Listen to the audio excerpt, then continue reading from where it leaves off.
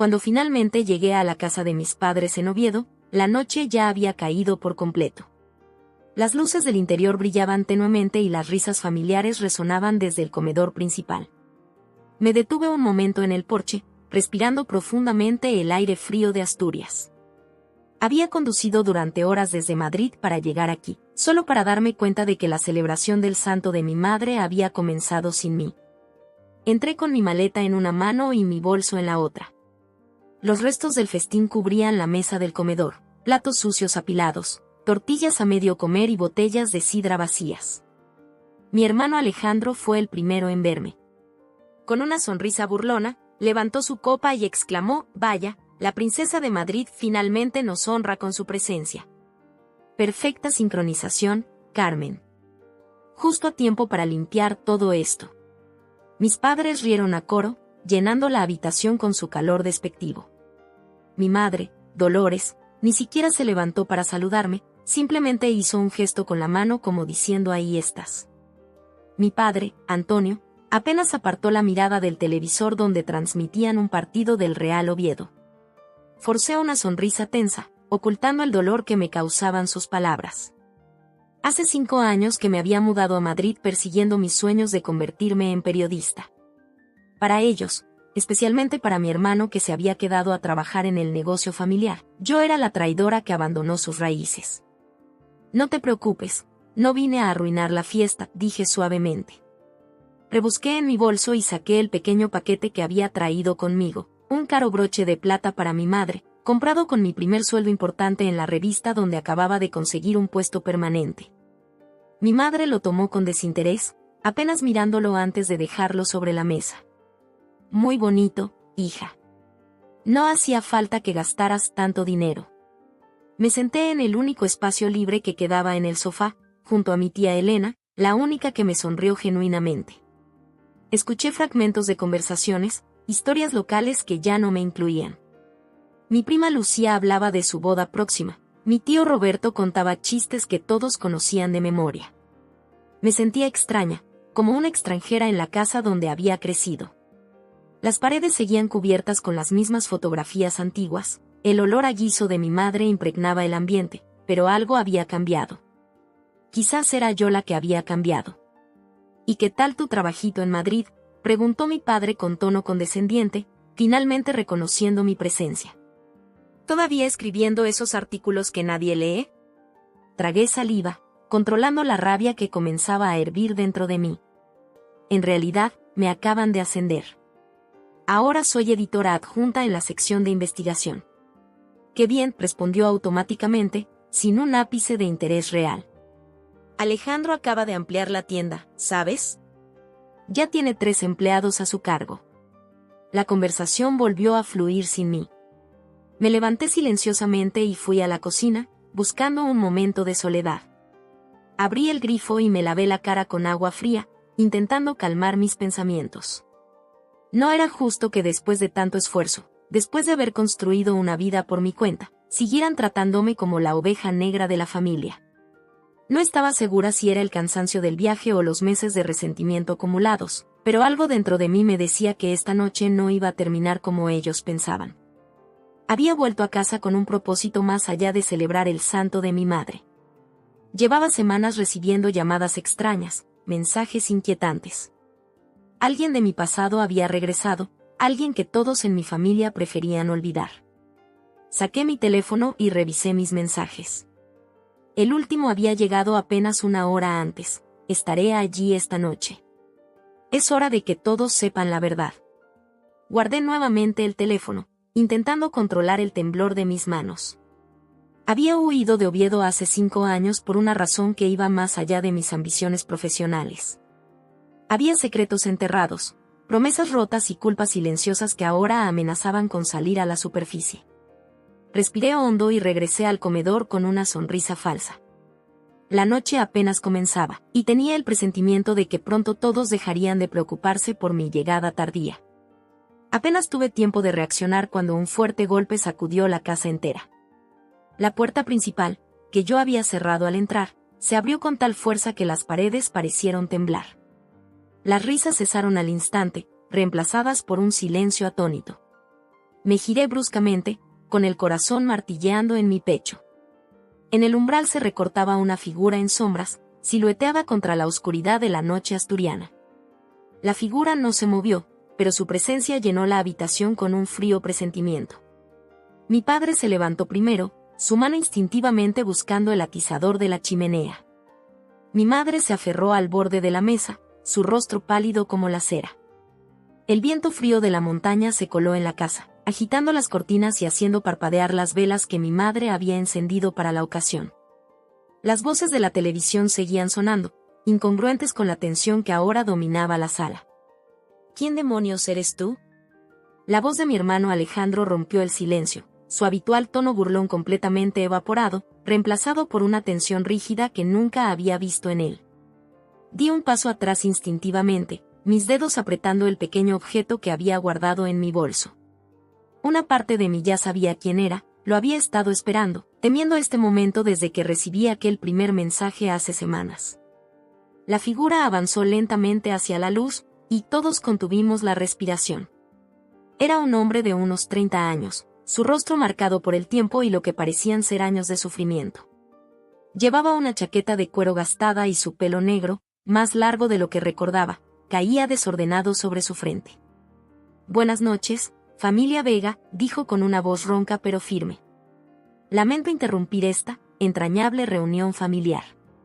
Los ojos de mi madre se abrieron como platos, y llevó una mano a su boca para ahogar un grito. Mi padre dejó caer el atizador, el ruido metálico resonando en el silencio sepulcral de la sala.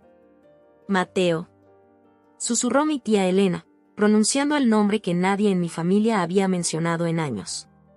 «Mateo Suárez. El chico del barrio de la corredoría con quien crecí, mi mejor amigo de la infancia, mi primer amor de adolescencia y, posteriormente, mi mayor error. El hombre cuya vida había quedado destrozada por decisiones que tomamos juntos y consecuencias que él enfrentó solo. «Tú no puedes estar aquí», bramó mi padre, recuperando la compostura. «Lárgate de mi casa inmediatamente o llamo a la Guardia Civil». Mateo sonrió, pero era una sonrisa vacía, carente de cualquier alegría. Sus ojos, aquellos ojos marrones que una vez habían estado llenos de sueños y promesas, ahora me miraban fijamente a mí, ignorando la amenaza de mi padre. «Hola, Carmen», dijo suavemente, como si solo estuviéramos nosotros dos en la habitación. «Ha pasado mucho tiempo». Sentí que las piernas me temblaban. 5 años. 5 años desde aquella noche en que lo vi por última vez, siendo introducido en un coche policial mientras yo me quedaba paralizada, incapaz de confesar mi parte de culpa. «¿Qué haces aquí?», logré articular, mi voz apenas un susurro. «Creo que lo sabes perfectamente», respondió, su mirada penetrante evocando memorias que había intentado enterrar en lo más profundo de mi ser. «He venido a recuperar lo que es mío».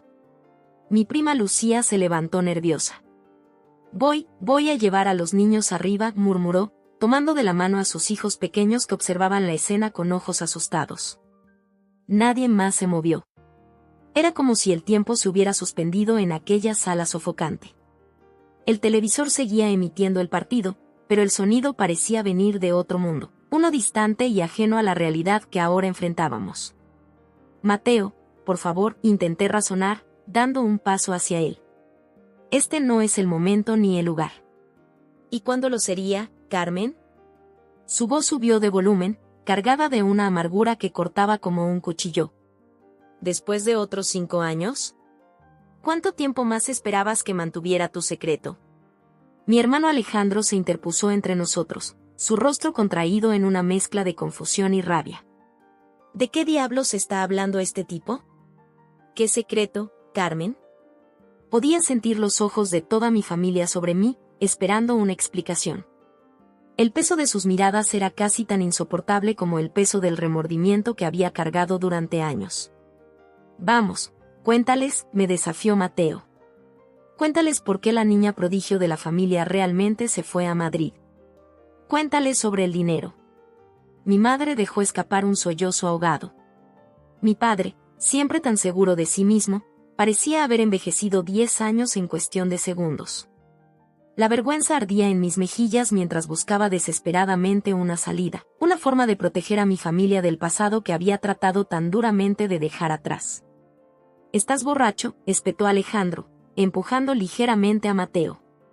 «Lárgate de aquí antes de que te saquemos a la fuerza». Mateo no se inmutó. Sus ojos no se apartaron de los míos ni por un segundo. «¿Sabes qué es lo más gracioso, Carmen? Que nunca te delaté. Ni siquiera cuando me condenaron. Ni siquiera cuando perdí 5 años de mi vida por algo que hicimos juntos». El silencio que siguió fue ensordecedor. Todo lo que había construido, la nueva vida, la carrera, la distancia cuidadosamente mantenida, todo estaba a punto de desmoronarse en un instante. La figura dio un paso más hacia la luz y ahogué un grito. Era Mateo, mi amigo de infancia, o más bien el hombre en que se había convertido después de 5 años. Pero algo estaba mal. Su rostro estaba más duro, más enfadado, su ropa desaliñada como si hubiera estado vagando por el infierno para llegar hasta aquí. «Me mentiste», gruñó Mateo, con la voz áspera. Podía sentir los ojos de mi familia pasando de él a mí, la confusión y el miedo claramente visibles en sus rostros. Me di cuenta entonces que mis secretos estaban a punto de salir a la luz, quisiera o no. Esto ya no era una simple reunión familiar, era un ajuste de cuentas. Di un paso adelante, con el corazón latiéndome con fuerza. «Mateo, no aquí, no así», dije, con voz baja pero firme. Pero él negó violentamente con la cabeza, con los puños apretados. El objeto en mi bolso de repente se sintió más pesado. Lo había traído con la intención de protegerme finalmente, pero de qué, no había estado segura hasta ahora. «¿Conoces a este hombre?», preguntó mi padre, mirándome con una mezcla de sorpresa y decepción. Antes de que pudiera responder, Mateo soltó una risa amarga que envió escalofríos por mi espalda. «¿Conocerme? Tu hija y yo éramos prácticamente inseparables. Hasta que decidió que yo era prescindible». Mi hermano se acercó a mí, con una expresión que nunca le había visto. Por primera vez en años, parecía genuinamente preocupado por mí. «¿De qué está hablando, Carmen? ¿Quién es este tipo?». Sentí que se me secaba la garganta. ¿Cómo explicar lo que había sucedido? ¿Cómo condensar 5 años de culpa y remordimiento en unas pocas frases? Miré a Mateo, buscando en sus ojos algo del chico que una vez conocí, del joven con el que soñé construir un futuro diferente lejos de este pequeño rincón de Asturias. «Mateo y yo crecimos juntos en la corredoría», comencé, sintiendo que cada palabra pesaba una tonelada. «Íbamos al mismo instituto, teníamos los mismos sueños de salir de Oviedo, de hacer algo grande». «No les des la versión edulcorada», interrumpió Mateo, su voz teñida de amargura. «Cuéntales sobre el proyecto. Cuéntales sobre el dinero». Mi madre se puso pálida. «¿Qué dinero, Carmen?». Sentí que las paredes se cerraban a mi alrededor. El calor sofocante de la casa, las miradas acosadoras, el peso de la verdad que había estado evitando durante tanto tiempo, todo parecía conspirar para aplastarme. «Hace 5 años», comencé, eligiendo cuidadosamente mis palabras, «Mateo y yo fundamos una pequeña empresa digital. Queríamos desarrollar aplicaciones, crear algo innovador. Conseguimos inversores locales, gente que confiaba en nosotros». «En ti», corrigió Mateo. «Confiaban en ti», la brillante estudiante de periodismo con contactos en todas partes. Yo solo era el programador, la mente técnica detrás de todo. Asentí lentamente, reconociendo la verdad en sus palabras. Conseguimos un préstamo importante. Estábamos a punto de lanzar nuestro primer producto cuando las cosas se complicaron. «Las cosas no se complicaron, Carmen», espetó Mateo, acercándose más. «Tú complicaste todo». Mi tía Elena se levantó nerviosamente. «Creo que deberíamos darles algo de privacidad para hablar». «No». La voz de Mateo resonó en la sala. «Quiero que todos escuchen esto. Quiero que sepan quién es realmente Carmen Vega». Mi padre dio un paso adelante, protector. «Será mejor que te calmes, muchacho». «¿Calmarme?». Mateo soltó una risa que no contenía ni un ápice de humor. «Pasé 3 años en prisión por un delito que no cometí. Perdí mi reputación, mi carrera, mi futuro. Todo mientras tu hija escapaba a Madrid para construirse una nueva vida, fingiendo que nunca existí. Un silencio sepulcral cayó sobre la habitación. Podía escuchar el tic-tac del viejo reloj de pared que mi abuelo había regalado a mis padres, marcando implacablemente los segundos de esta pesadilla. ¿Es eso cierto, Carmen? La voz de mi madre sonaba pequeña, frágil. Cerré los ojos un momento, permitiéndome sentir plenamente el peso de mi culpa. Cuando los abrí de nuevo, miré directamente a Mateo. Teníamos la oportunidad de conseguir un contrato importante con una multinacional, expliqué, sintiendo que cada palabra me quemaba la garganta. Pero necesitábamos más dinero para desarrollar el prototipo final. Yo tomé una decisión. Malversaste el dinero de los inversores, dijo Mateo, completando mi frase. Lo utilizaste para sobornar a ejecutivos, para conseguir ese contrato a cualquier precio. Y no era así, exclamé, sintiendo que las lágrimas amenazaban con brotar. Creía que estaba haciendo lo correcto para nuestro futuro, para la empresa. Y cuando todo explotó, continuó Mateo, implacable. ¿Cuándo los inversores descubrieron el agujero en las cuentas? ¿Cuándo la policía comenzó a investigar? ¿Qué hiciste entonces, Carmen? Mi hermano me miró, con una mezcla de incredulidad y horror en su rostro. No lo hiciste, no pudiste haber. Me sacrificó, concluyó Mateo, su voz ahora más calmada pero cargada de emoción contenida. Manipuló los registros para que pareciera que yo había sido el único responsable. Y luego desapareció. Ni una visita, ni una carta, ni una llamada en 5 años. Las lágrimas corrían libremente por mis mejillas ahora. No había excusas, no había justificaciones que pudieran borrar lo que había hecho. Tenía miedo, admití finalmente. Estaba aterrorizada. Cuando vi que la situación se salía de control, entré en pánico. Y sí, te dejé asumir toda la culpa. Me convencí de que era la única salida. Un sollozo escapó de la garganta de mi madre. Mi padre se había hundido en su sillón, con la mirada perdida como si de repente no reconociera a su propia hija. ¿Por qué has vuelto ahora?, preguntó mi hermano a Mateo, rompiendo el terrible silencio que había caído sobre la sala. Mateo metió la mano en el bolsillo de su chaqueta. Por un momento aterrador, pensé que sacaría un arma. En cambio, extrajo un sobre arrugado. Salí hace 2 meses, dijo, su voz más controlada ahora. He estado buscándote, Carmen. No fue fácil. Has hecho un buen trabajo cubriéndote las huellas. Me tendió el sobre. Con manos temblorosas, lo abrí. Dentro había documentos legales, correos electrónicos impresos, registros bancarios. Pruebas que yo creía haber destruido hace años, evidencia que demostraba mi culpabilidad más allá de toda duda. ¿Qué quieres de mí?, pregunté, sintiendo una extraña calma apoderarse de mí. Después de tanto tiempo huyendo, había algo casi liberador en finalmente enfrentar la verdad. Los ojos de Mateo, que una vez me habían mirado con tanto cariño, ahora se clavaron en mí con una intensidad que me hizo estremecer. Quiero la verdad, Carmen. Toda la verdad. No solo para mí, sino para tu familia. Para que sepan quién eres realmente. Mateo me señaló con un dedo tembloroso, sus ojos fijos en los míos. Me dejaste cargar con toda la culpa. Me dijiste que volverías. Nunca lo hiciste. Sus palabras cortaron el aire de la habitación, dejando a mi familia paralizada en sus asientos. Sentí que mis mejillas ardían de vergüenza y rabia. Sí, lo había abandonado, pero no había sido tan simple. Hubo amenazas, advertencias, un peligro que se cernía más grande que cualquier lealtad o promesa infantil. No conoces toda la historia, susurré con voz ronca. Mi hermano Alejandro se puso de pie, colocándose entre nosotros. Sea lo que sea esto, tienes que irte, le dijo firmemente a Mateo.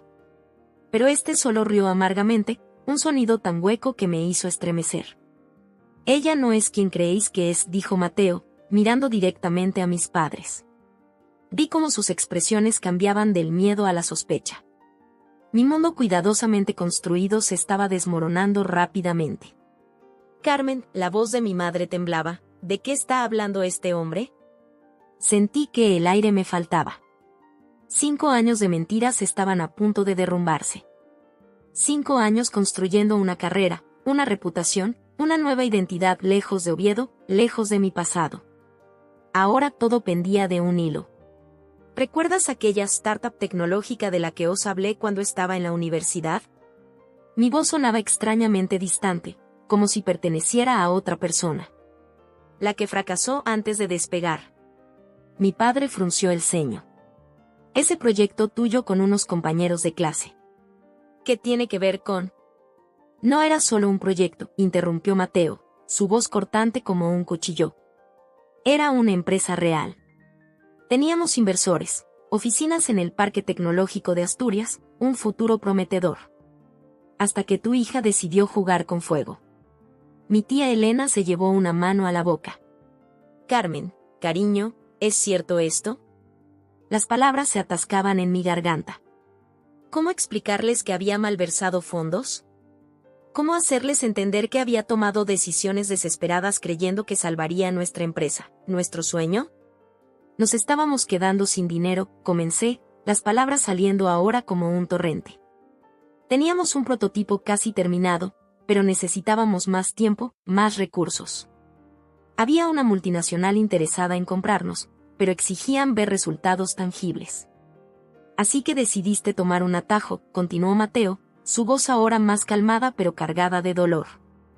Desviaste el dinero de los inversores para sobornar a ejecutivos, falsificaste documentos de desarrollo, mentiste a todos. Mi hermano me miró con incredulidad. ¿Eso es cierto, Carmen? Me sentí atrapada en una pesadilla de la que no podía despertar. Creía que estaba salvando nuestro proyecto. Nos habíamos esforzado tanto, habíamos sacrificado tanto. No podía aceptar que todo se viniera abajo. Mateo soltó una risa amarga. Y cuando todo explotó, cuando los inversores empezaron a hacer preguntas, cuando la Guardia Civil comenzó a investigar, ¿qué hiciste entonces, Carmen? El silencio en la sala era tan denso que casi podía tocarlo. Miré a mi familia, mi padre con su expresión de desconcierto, mi madre con lágrimas en los ojos, mi hermano Alejandro completamente estupefacto. Habían pasado 5 años creyendo que su hija había triunfado por mérito propio, que había construido una carrera basada en el trabajo duro y la honestidad. Manipulé los registros, confesé finalmente, las palabras saliendo casi como un susurro. Hice que pareciera que Mateo había actuado solo, que yo no sabía nada. Y luego, huí. Me encontraron en nuestras oficinas a las 3 de la madrugada, continuó Mateo, su voz quebrándose ligeramente. Estaba intentando arreglar el desastre que habías dejado. Ellos pensaron que estaba destruyendo pruebas. No tuve oportunidad de defenderme. Mi padre se levantó lentamente, su rostro más pálido de lo que jamás lo había visto. ¿Dejaste que este muchacho fuera a la cárcel por algo que tú hiciste? No podía mirarle a los ojos. Tenía miedo, papá. Entré en pánico. Cuando vi que todo se venía abajo, que podía perderlo todo. ¿Perderlo todo? La voz de mi madre temblaba. ¿Te das cuenta de lo que has hecho, Carmen? Este joven perdió años de su vida. 3 años y 4 meses, especificó Mateo, su mirada clavada en mí. Mientras tú construías tu carrera en Madrid, yo compartía celda con delincuentes comunes. Mientras tú ganabas premios de periodismo, yo perdía a mi padre sin poder asistir a su funeral. Mientras tú vivías tu vida, la mía se detenía en seco. Las lágrimas corrían libremente por mis mejillas ahora, pero sabía que no merecía el alivio que pudieran proporcionarme. El peso de mi traición, tan cuidadosamente ignorado durante años, caía ahora sobre mí con toda su fuerza. Lo siento, dije, sabiendo lo vacías que sonaban esas palabras. Lo siento tanto, Mateo. No quiero tus disculpas, respondió él, sacando un sobre del bolsillo interior de su chaqueta. Quiero justicia. Mi estómago se encogió al ver el sobre. Sabía lo que contenía sin necesidad de abrirlo, pruebas, evidencias que había creído destruidas hace mucho tiempo. Documentos que podrían acabar con mi carrera, mi libertad, mi futuro. ¿Qué vas a hacer?, pregunté, aunque ya conocía la respuesta. Mateo miró a mi familia, luego de nuevo a mí. Eso depende de ti, Carmen. He pasado 3 años soñando con este momento, imaginando 1000 formas de hacerte pagar por lo que me hiciste. Pero ahora que estoy aquí. Se detuvo, y por un momento vi un destello del Mateo que había conocido, el chico sensible y brillante con quien había compartido sueños y planes, con quien había imaginado un futuro diferente. No quiero destruirte, dijo finalmente. Solo quiero la verdad. Quiero que asumas tu responsabilidad, como debiste hacer hace 5 años. Mi tía Elena, siempre la mediadora, se acercó cautelosamente. ¿Qué propones exactamente, Mateo? Mañana a primera hora iremos juntos a la comisaría, respondió él, sin apartar sus ojos de mí. Carmen contará toda la verdad. Lo que pase después, ya veremos. Mi familia me miraba expectante. Podía sentir el peso de su decepción, su confusión, su dolor. El hogar que había conocido, el refugio al que había regresado buscando consuelo, se había convertido en un tribunal donde cada uno de mis errores quedaba expuesto a la luz. Carmen. La voz de mi padre sonaba extrañamente suave. ¿Qué vas a hacer? En ese momento, supe que había llegado a una encrucijada. Podía seguir huyendo, inventar más mentiras, tratar de manipular la situación como había hecho antes. O podía, por fin, enfrentar las consecuencias de mis actos. Miré a Mateo, al hombre cuya vida había destrozado por mi cobardía y egoísmo. Iré contigo, dije finalmente. Diré la verdad. Toda la verdad. Algo cambió en su mirada entonces, no perdón, era demasiado pronto para eso, pero quizás un atisbo de paz, el primer paso hacia una resolución que ambos necesitábamos desesperadamente. No podía dejar que todo terminara así. Respiré hondo y, con un movimiento rápido, saqué de mi bolso la pequeña pistola que había traído conmigo. La habitación quedó en completo silencio. Mi madre ahogó un grito audible, el rostro de mi padre se quedó sin color. Incluso Mateo dio un paso atrás, con los ojos muy abiertos. Carmen, ¿qué demonios? La voz de Alejandro sonaba irreconocible, mezcla de miedo y asombro. No estoy aquí para lastimar a nadie, dije rápidamente, con la voz temblorosa por la emoción. Pero no permitiré que nadie más controle mi vida. Las palabras se sentían extrañas pero liberadoras. Durante demasiado tiempo, había estado a merced de las decisiones de otros, de las narrativas ajenas. Esta noche, eso terminaba. El rostro de Mateo se suavizó por un breve segundo. ¿Crees que eso te salvará?, dijo, casi con tristeza. Negué con la cabeza. Esto no se trata de salvarme. Se trata de enfrentar aquello de lo que he estado huyendo. Bajé la pistola lentamente y la dejé en el suelo, empujándola lejos con el pie, eligiendo la confrontación por encima de la violencia. La habitación contuvo la respiración, esperando lo que vendría después. Mi padre fue el primero en romper el silencio. Carmen, por el amor de Dios, ¿de dónde has sacado eso?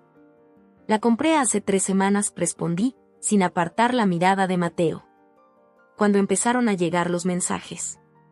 Cuando supe que esto iba a suceder tarde o temprano.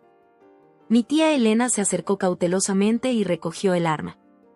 Está descargada, dijo después de examinarla brevemente. Me miró con una mezcla de alivio y perplejidad. Nunca tuve intención de usarla, confesé. Solo la necesitaba para sentirme en control.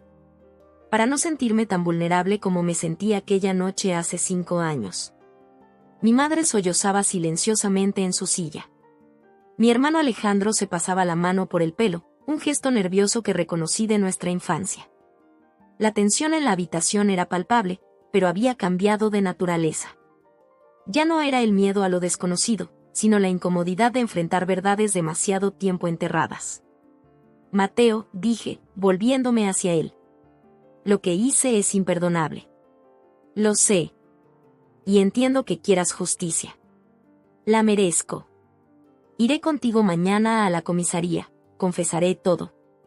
Pero antes, necesito que mi familia entienda por qué. ¿Por qué qué?, preguntó mi padre, su voz un susurro ronco. ¿Por qué traicionaste a tu socio? ¿Por qué huiste? ¿Por qué nos has mentido durante 5 años? Me senté lentamente en el borde del sofá, sintiendo el peso de los años de culpa y secretos. ¿Por qué tuve tanto miedo?, respondí simplemente. Con la mirada fija en mis manos entrelazadas, comencé a hablar. Les conté sobre los primeros días de nuestra startup, el entusiasmo, las noches sin dormir trabajando en código y diseños. Les hablé de nuestra visión: crear una plataforma que revolucionaría la forma en que pequeñas empresas asturianas podrían competir en el mercado digital. Les expliqué cómo conseguimos inversores locales, personas influyentes en Oviedo que confiaron en nosotros, en mí, principalmente, como la cara visible del proyecto. Les conté sobre la presión, las expectativas crecientes, los plazos imposibles. Estábamos tan cerca y dije, recordando aquellos días con una mezcla de nostalgia y dolor. Teníamos la oportunidad de conseguir un contrato con Telefónica que lo cambiaría todo. Pero necesitábamos más tiempo, más recursos. Y decidiste tomar un atajo, intervino Mateo, su voz más calmada ahora. Asentí lentamente. Comencé desviando pequeñas cantidades. Pensé que podría devolverlo todo una vez que consiguiéramos el contrato. Me dije a mí misma que era solo un préstamo temporal, que estaba salvando nuestro proyecto. ¿Cuánto?, preguntó mi hermano. Al final, casi 200.000 euros, respondí, y escuché el jadeo colectivo de mi familia. Lo utilicé para sobornar a ejecutivos, para falsificar resultados de pruebas, para crear la ilusión de un producto terminado cuando apenas teníamos un prototipo funcional. Mateo se acercó y se sentó frente a mí. Yo no sabía nada de esto. Estaba tan centrado en el desarrollo técnico que confié ciegamente en que Carmen gestionaba correctamente el lado financiero. Cuando empecé a sospechar que algo no cuadraba, ya era demasiado tarde. ¿Y qué pasó entonces?, preguntó mi tía Elena suavemente. Levanté la mirada, encontrándome con los ojos de Mateo. Uno de los inversores principales, Santiago Méndez, comenzó a hacer preguntas. Pidió una auditoría. Entré en pánico. Falsificaste documentos, continuó Mateo. Hiciste que pareciera que yo había actuado por mi cuenta, que tú ni siquiera sabías de dónde venía el dinero para los sobornos. Las lágrimas corrían por mis mejillas. La noche antes de que llegara la Guardia Civil, entré en nuestras oficinas. Alteré registros, correos electrónicos, transferencias bancarias. Creé un rastro que te señalaba directamente a ti. Y luego desapareciste, concluyó mi padre, su voz cargada de decepción. Me fui a Madrid esa misma noche, confesé.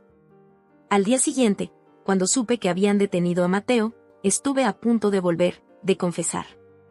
Pero el miedo pudo más que yo. El silencio que siguió a mis palabras fue ensordecedor. Podía sentir el juicio silencioso de mi familia, la incredulidad de que yo, la hija en quien siempre habían depositado tantas esperanzas, hubiera sido capaz de tal cobardía, de tal traición. ¿Y ahora?, preguntó mi madre finalmente. ¿Qué va a pasar ahora, Carmen? Miré a Mateo directamente. Eso depende en parte de Mateo. Tiene pruebas suficientes para enviarme a prisión. Mateo sostuvo mi mirada durante un largo momento. No he venido hasta aquí buscando venganza, dijo finalmente. He pasado 3 años de mi vida en una celda. No deseo eso para nadie, ni siquiera para ti. ¿Entonces qué quieres?, preguntó mi hermano, confundido. Quiero que asuma su responsabilidad, respondió Mateo. Quiero que la gente sepa la verdad, que mi nombre quede limpio.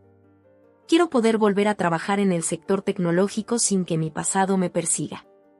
Me sequé las lágrimas y me enderecé.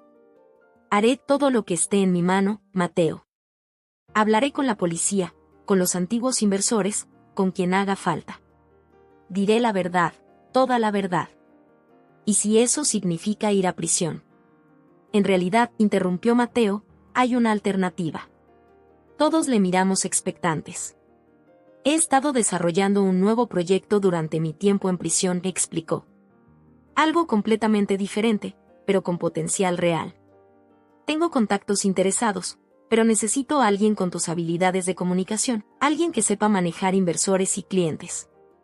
No podía creer lo que estaba escuchando. ¿Me estás ofreciendo trabajar contigo? ¿Después de todo lo que te hice? Una leve sonrisa apareció en su rostro, la primera genuina de la noche. Te estoy ofreciendo una oportunidad de redención. No solo conmigo, sino contigo misma. Trabajarás sin cobrar durante 3 años y 4 meses, exactamente el tiempo que pasé en prisión. Cada céntimo que hubieras ganado irá a un fondo para devolver el dinero a los inversores que estafamos. Mi padre se aclaró la garganta. ¿Y la parte legal? ¿Las consecuencias jurídicas? Hablaré con mi abogado, respondió Mateo. Si Carmen coopera plenamente, si hace una confesión completa y trabaja en la restitución del dinero, existe la posibilidad de un acuerdo. No puedo prometer nada, pero... Me puse de pie, sintiendo por primera vez en años el peso de la culpa transformándose en algo diferente, no en libertad, aún no, pero quizás en propósito. Lo haré, dije con firmeza. Sea cual sea el coste, lo asumiré. Miré a mi familia, sus rostros aún marcados por la conmoción y la decepción, pero también, quizás, por un atisbo de algo más. ¿Comprensión? ¿Esperanza? Era demasiado pronto para el perdón, lo sabía, pero tal vez este era el primer paso hacia la reconstrucción de lo que había roto con mis mentiras. No será fácil, advirtió Mateo. La confianza, una vez perdida. Lo sé, respondí. Pero tengo que intentarlo. Te lo debo a ti, me lo debo a mí misma. En ese momento, aunque el camino por delante estaba lleno de incertidumbre y dificultades, sentí algo que no había experimentado en mucho tiempo, la sensación de tomar control de mi vida, no a través de mentiras y huidas, sino enfrentando la verdad, por dolorosa que fuera. Después de un largo y doloroso silencio, mi padre finalmente habló. Cuéntanos todo. Su voz era firme pero no cruel. Era una oportunidad, una puerta abierta. Les conté sobre el negocio fallido, las amenazas que Mateo y yo habíamos enfrentado, y la elección imposible que había tomado. Cada palabra arrancaba una capa de culpa que había cargado durante años. Hablé hasta que mi garganta quedó en carne viva, hasta que no quedó nada por ocultar. Mi familia escuchó, sus rostros pasando de la ira a la tristeza, y finalmente, a la comprensión. Mateo se marchó silenciosamente después de eso, sin más acusaciones, sin más rabia. Me dio su número de teléfono y la dirección de la pensión donde se hospedaba. Quedamos en vernos al día siguiente para ir juntos a la comisaría. No hubo perdón explícito, pero tampoco más hostilidad. Era un comienzo, pensé. Cuando la puerta se cerró tras él, me quedé sola con mi familia en medio de los restos de la celebración abandonada. El silencio que siguió fue diferente al anterior, menos tenso, más contemplativo. ¿Por qué no nos lo contaste?, preguntó finalmente mi madre, su voz apenas un susurro. Miré mis manos, buscando las palabras adecuadas. Tenía miedo. De vuestra decepción, de vuestro juicio. Había construido esta imagen de hija perfecta, de la que siempre cumplía vuestras expectativas. Somos tu familia, Carmen, dijo mi hermano Alejandro, sorprendiéndome con la suavidad de su tono. Por muy enfadados que nos hubiéramos puesto, jamás te habríamos abandonado. Las lágrimas amenazaban con brotar nuevamente. Lo sé.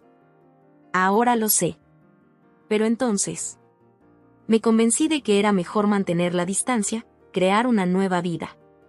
Pensé que si tenía suficiente éxito en Madrid, de alguna manera compensaría lo que había hecho. Mi padre se levantó lentamente de su sillón y se acercó a mí. Por un momento, temí que me pidiera que me marchara, que no volviera nunca más. En lugar de eso, se sentó a mi lado y, tras un momento de duda, me rodeó con su brazo. Todos cometemos errores, hija, dijo con voz cansada. Algunos más graves que otros, es cierto.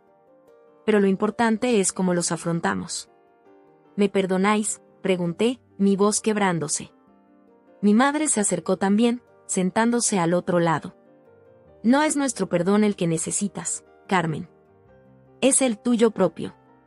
Y el de Mateo, por supuesto. Tenía razón, por supuesto. El camino hacia la redención sería largo y difícil. Habría consecuencias legales, probablemente, y sin duda consecuencias profesionales. Mi carrera cuidadosamente construida en el periodismo podría acabarse. Pero por primera vez en 5 años, sentí que podía respirar sin el peso aplastante de la culpa y el secreto. Mi tía Elena comenzó silenciosamente a recoger platos y vasos, una forma práctica de procesar todo lo sucedido. Alejandro se unió a ella, y pronto todos estábamos limpiando los restos de la celebración, moviéndonos en un silencio cómodo que parecía un bálsamo después de tanta intensidad emocional. ¿Crees que funcionará?, preguntó Alejandro mientras secaba los platos que yo iba lavando. ¿El plan de Mateo? Suspiré profundamente. No lo sé. Es complicado. Hay leyes, hay plazos de prescripción, hay muchas variables. Pero voy a intentarlo. Le debo eso y mucho más. ¿Y tu trabajo en Madrid? ¿Tu vida allí? Era una buena pregunta. En unas pocas horas, todo lo que había construido durante 5 años había quedado en entredicho. Tendré que ver cómo se desarrollan las cosas. Si puedo seguir trabajando mientras resuelvo esto, quizás. Si no, me encogí de hombros. Siempre puedo empezar de nuevo. Ya lo he hecho antes. Mi padre, que estaba guardando la comida sobrante en el refrigerador, se detuvo un momento. Siempre tendrás un lugar aquí, Carmen. Pase lo que pase. Sus palabras me llegaron al alma. Después de todo lo que había confesado, después de todas las mentiras y decepciones, aún tenía un hogar al que volver. Era más de lo que merecía, y sin embargo, exactamente lo que necesitaba. La noche avanzó lentamente. El cansancio emocional nos fue venciendo uno a uno. Mi tía Elena fue la primera en despedirse, seguida por mi madre, que me abrazó largamente antes de subir a su habitación. Mi padre permaneció un rato más, fumando su pipa en silencio, perdido en sus pensamientos. ¿En qué piensas?, me atreví a preguntar. Exhaló una nube de humo a su lado antes de responder. En lo extraños que son los caminos de la vida. En cómo a veces necesitamos perdernos completamente para encontrar el rumbo de nuevo. Asentí, entendiendo perfectamente lo que quería decir. Durante 5 años había estado perdida, viviendo una mentira, corriendo de mi pasado. Ahora, paradójicamente, en medio de este caos y esta vergüenza, sentía que por fin podía ver el camino con claridad. Alejandro y yo nos quedamos solos finalmente, sentados en la terraza bajo el cielo estrellado de Asturias. El aire fresco de la montaña llenaba mis pulmones, recordándome por qué siempre había amado esta tierra, a pesar de haber huido de ella. ¿Sabes qué es lo más irónico?, dijo mi hermano, rompiendo el silencio. ¿Qué? Que siempre te tuve envidia. La brillante Carmen, conquistando Madrid, triunfando en el periodismo, viviendo la gran vida mientras yo me quedaba aquí, en el negocio familiar. Soltó una risa suave, sin malicia. Y todo este tiempo, estabas tan atormentada como yo, cada uno a su manera. Lo miré sorprendida. ¿Tú, envidia de mí? Siempre pensé que me despreciabas por marcharme. Alejandro negó con la cabeza. No te despreciaba. Me dolió que te fueras, sí. Pero principalmente estaba celoso de tu coraje, de tu determinación para perseguir tus sueños. Mis sueños construidos sobre mentiras, murmuré. Tal vez las circunstancias que te llevaron a Madrid fueron un error, concedió. Pero lo que has logrado allí no lo es. Tu talento como periodista es real, Carmen. No dejes que esto te defina para siempre. Sus palabras resonaron en mi interior. Quizás tenía razón. Quizás, después de asumir mi responsabilidad y pagar por mis errores, podría reconstruir algo nuevo, algo basado en la verdad esta vez. Pasamos horas hablando esa noche, Alejandro y yo, recuperando el tiempo perdido, compartiendo confidencias como no lo hacíamos desde nuestra adolescencia. Me habló de sus propias luchas, de cómo se sentía atrapado en el negocio familiar, de sus sueños postergados de estudiar arquitectura. Le conté de mis años en Madrid, de los artículos de los que estaba orgullosa, de la soledad que a veces sentía en la gran ciudad. Cuando el amanecer comenzó a asomar por el horizonte, teñiendo el cielo de rosa y dorado, sentí una extraña sensación de paz. No era el final feliz de un cuento de hadas, había demasiado daño por reparar, demasiadas consecuencias por enfrentar, pero era un comienzo. Mi teléfono vibró con un mensaje de Mateo: te espero a las 10 en la comisaría. No me falles esta vez. No lo haré, respondí, sabiendo que esta promesa, a diferencia de tantas otras, tenía que cumplirla. Alejandro leyó mi expresión. ¿Hora de enfrentar la música? Asentí. Voy a darme una ducha y prepararme. Será un día largo. Mientras subía las escaleras hacia mi antigua habitación, donde todo permanecía exactamente como lo había dejado años atrás, los pósters de mis bandas favoritas, los libros de universidad, las fotografías de amigos que ya no frecuentaba, reflexioné sobre el extraño giro que había dado mi vida en apenas unas horas. Había llegado a casa la noche anterior esperando una incómoda celebración familiar y me marchaba esta mañana hacia un futuro incierto, pero con una carga menos sobre mis hombros. La verdad, por dolorosa que fuera, me había liberado de una forma que 5 años de huida no habían conseguido. Me duché y me vestí con cuidado, eligiendo ropa sencilla pero formal. Si iba a confesar mis delitos, al menos lo haría con dignidad. Cuando bajé, encontré a toda mi familia en la cocina. Mi madre había preparado un desayuno completo, tortilla, pan fresco, café recién hecho. Una última comida en familia antes de la tormenta. No hace falta que vengáis conmigo, dije mientras tomaba asiento. Esto es algo que debo hacer sola. No vas a estar sola, respondió mi padre con firmeza. Iremos contigo hasta la comisaría. Lo que suceda después, bueno, estaremos esperándote, sea cual sea el resultado. Sentí un nudo en la garganta ante su incondicional apoyo. Gracias, fue todo lo que pude decir. Desayunamos en un silencio cómodo, cada uno perdido en sus pensamientos pero unidos por un vínculo que, contra todo pronóstico, parecía más fuerte después de la crisis de anoche. Cuando terminamos, recogí mi bolso y me dirigí a la puerta. En el umbral me detuve y miré atrás, hacia la casa de mi infancia, hacia las personas que, a pesar de todo, seguían siendo mi refugio. No sabía qué me esperaba al otro lado, quizás un acuerdo, quizás un juicio, quizás incluso prisión, pero por primera vez en mucho tiempo, sentía que estaba tomando el camino correcto. Volveré, prometí, y esta vez, supe que lo haría.